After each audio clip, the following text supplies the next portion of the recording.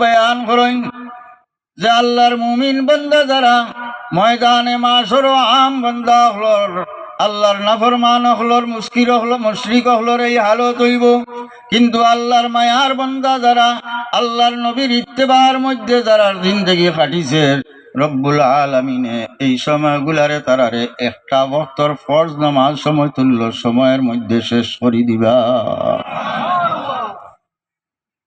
আমরা কতটুক আল্লাহর মায়ার আল্লাহর হবিবর মায়ার আমরার কাছে ইহতার আন্দাজা নাই।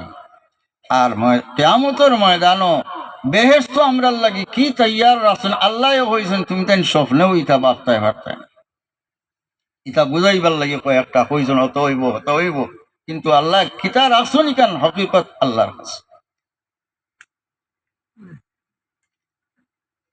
কাল্লা ইন্না কিতাবাল ফুজ্জারি লাফি সিজ্জিন,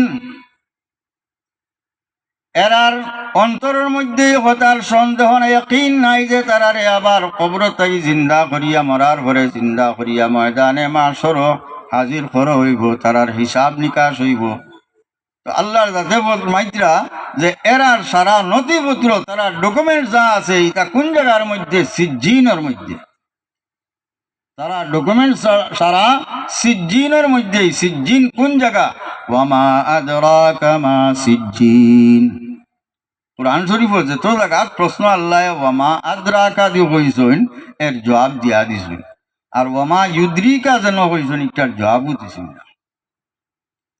ওয়ামা আদরাকা মা সিজ্জিন অর্থাৎ ওয়ামা আলামাকা মা সিজ্জিন। ওয়ামা আদরাকা বমানা ওয়ামা আলামাকা মা সিজ্জিন। আপনি কিতা জানেন